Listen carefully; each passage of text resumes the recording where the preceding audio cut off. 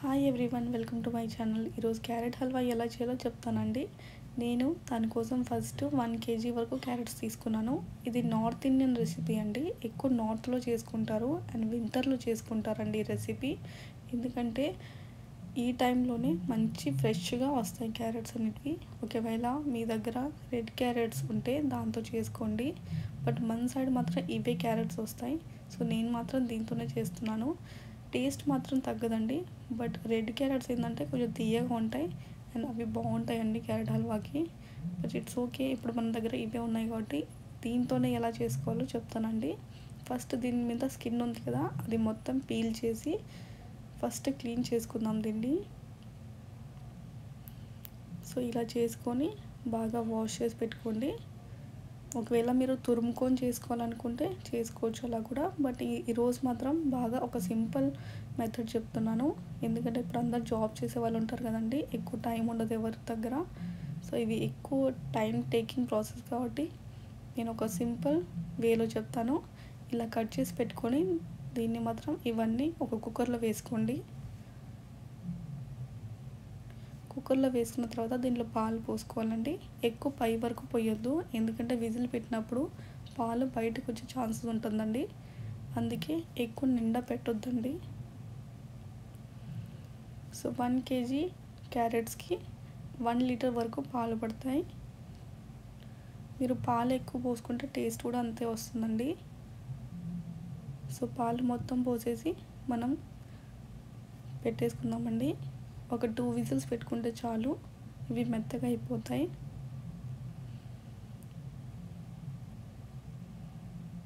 So ఇలా పాలు పోసుకొని కుక్కర్ పెట్టేసుకోండి. సో ఇప్పుడు చూడండి బాగా ఉడికిపోయాయి. సో ఇప్పుడు ఏం చేయాలంటే మనం ఈ పాలన్నీ వేరే దానిలో షిఫ్ట్ చేసుకుందాము. ఎందుకంటే ఇప్పుడు మ్యాష్ చేయాలి కదా, మ్యాష్ చేసేటప్పుడు ఈ పాలు మన మీద పడే ఛాన్స్ ఉంటుంది. సో ఈ పాలు అనేటివి వేరే దాంట్లో పోసి పెట్టుకోండి.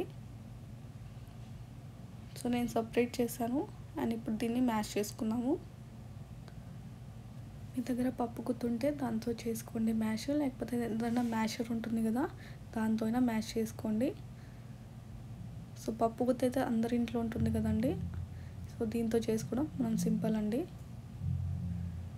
సో ఇలా మొత్తం మ్యాష్ చేసుకోండి, ఇది ఈజీగా అయిపోతుంది. సో మొత్తం ఇలా మ్యాష్ చేసుకున్న తర్వాత మళ్ళీ మనం పొయ్యి మీద పెట్టుకొని కుక్ చేసుకుందాము. చూసారా మొత్తం మ్యాష్ చేసాం కదండి. ఇప్పుడు పొయ్యి మీద పెట్టేసుకొని మనం పాలు తీసి పెట్టాం కదా అవి కూడా వేసేసుకుందామండి.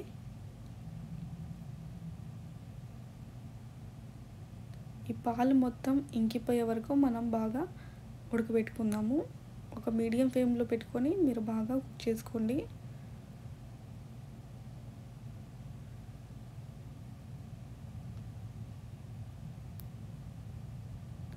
ఈ పాలు పోయే వరకు కొంచెం టైం పడుతుంది, బట్ ఈ మొత్తం పోవాలండి, పాలు అనేటివి మొత్తం ఇంకిపోవాలి. సో ఇలా తిప్పుకుంటూ బాగా ఉడకబెట్టుకోండి, ఎందుకంటే ఇలా వదిలేస్తే కింద అంటుకునే ఛాన్స్ ఉంటుంది. సో అందుకే బాగా తిప్పుకుంటూ బాగా కుక్ చేసుకోండి. ఆ లోపు మనం ఏం చేద్దామంటే డ్రై ఫ్రూట్స్ అనేటివి ఫ్రై చేసుకుందాము. ఒక 2 స్పూన్స్ వరకు నెయ్యి వేసుకోండి. దీంట్లో కాజు బాదాం వేస్తున్నాను అండి, కొంచెం క్రష్ చేసి వేస్తున్నాను నేను. కొంచెం కలర్ చేంజ్ అయ్యే వరకు కొంచెం ఫ్రై చేసుకోండి.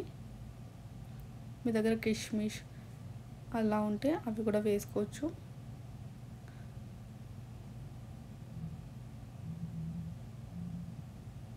కొంచెం కలర్ చేంజ్ అయితే చాలండి, పక్కన పెట్టేసుకోండి ఫ్రై చేసుకొని.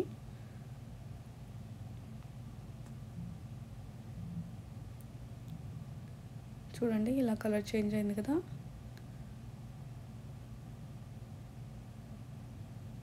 సో ఇవి పక్కన పెట్టేసుకుందామండి. ఈలోపు గాజర్ హల్వా ఎలా ఉందో చూద్దాము. సో ఇంకా కొంచెం పాలు ఉన్నాయి కదండి, ఇవి కూడా కొంచెం పోతే ఇప్పుడు ఏం చేద్దామంటే మీ దగ్గర షుగర్ ఉంటే షుగర్ వేసుకోండి. నేను మాత్రం కండెన్స్ మిల్క్ అనేది యూజ్ చేస్తున్నాను అండి. కండెన్స్ మిల్క్ యూజ్ చేయడం వల్ల ఏంటంటే ఇంకా బాగా వస్తుంది టేస్ట్ అనేది. ఒకవేళ మీ దగ్గర ఇది అవైలబుల్ లేకపోతే మీరు ఓన్లీ షుగర్తో షుగరే వేసుకోండి. సో నేను 300 ml వరకు యూజ్ చేస్తున్నాను. ఒకవేళ మీరు కండెన్స్ మిల్క్ యూజ్ చేసే పాటైతే పాలు కొంచెం తక్కువ వేసుకోండి, ఎందుకంటే దీంట్లో కూడా ఆల్రెడీ పాలు ఉంటాయి కాబట్టి కొంచెం పాలు తక్కువ వేసుకున్నా సరిపోతుంది. ఇది వేసినా కూడా కొంచెం స్వీట్ సరిపోదండి, కొంచెం షుగర్ వేసుకోండి. షుగర్ కూడా ఒకవేళ మీరు ఓన్లీ షుగర్తో చేసుకునే పాటైతే ఒక 1/2 kg వరకు షుగర్ వేసుకోండి. అంటే మీరు ఎలా తింటారో షుగరు మీ టేస్ట్ బట్టి వేసుకోండి. నేను 1/2 kg ఎందుకు చెప్తున్నా అంటే ఎక్కువ అనిపిస్తుంది కానీ బట్ కొంచెం ఎక్కువ తినే పాటైతే 1/2 kg వేసుకోండి, లేకపోతే కొంచెం తక్కువ వేసుకోండి.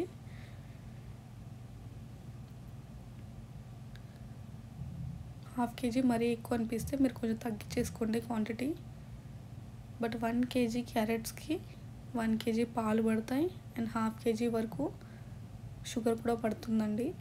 ఇది పర్ఫెక్ట్ రెసిపీ, అంటే పర్ఫెక్ట్ మెజర్మెంట్. అండ్ ఇప్పుడు మాత్రం యాలకుల పొడి వేసుకోండి, ఇలాచీ పౌడర్ అంటారు కదా అది వేసుకోండి, కొంచెం బాగా ఫ్లేవర్ వస్తుంది. ఇప్పుడు ఇంకా కొంచెం పాలు ఉండిపోయాయి కదా, సో ఇంకా కొంచెం ఇప్పుడు కుక్ చేసుకుందాము. అండ్ మనం వేయించి పెట్టుకుందాం కదండి డ్రై ఫ్రూట్స్, అవి కొన్ని వేసుకోండి, కొన్ని నేను లాస్ట్లో వేస్తాను.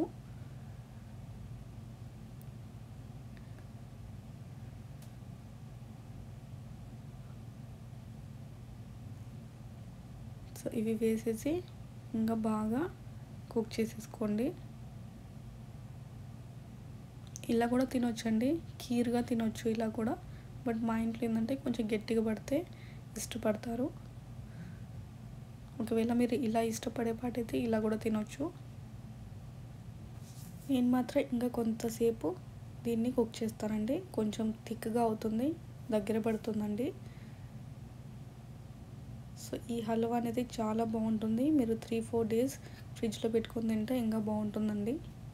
చూడండి ఎంత బాగుంది కదా, దీంట్లో మొత్తం కోవా టేస్ట్ వస్తుందండి, పాలనే దగ్గర పడిపోయాయండి. సో దాంతో బాగా మంచి టేస్ట్ వస్తుంది. సో ఈ రెసిపీ మీరు ఖచ్చితంగా ట్రై చేయండి, మీకు చాలా బాగా నచ్చుతుంది. ఇప్పుడు మనం సర్వ్ చేసుకుందాము.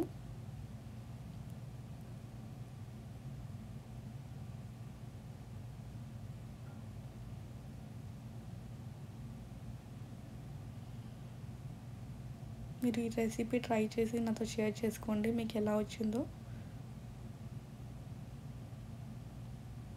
ఇది ఫ్రిడ్జ్లో పెట్టుకొని తినండి, కొంచెం చల్లగా ఉంటే ఇంకా మంచి టేస్ట్ వస్తుంది.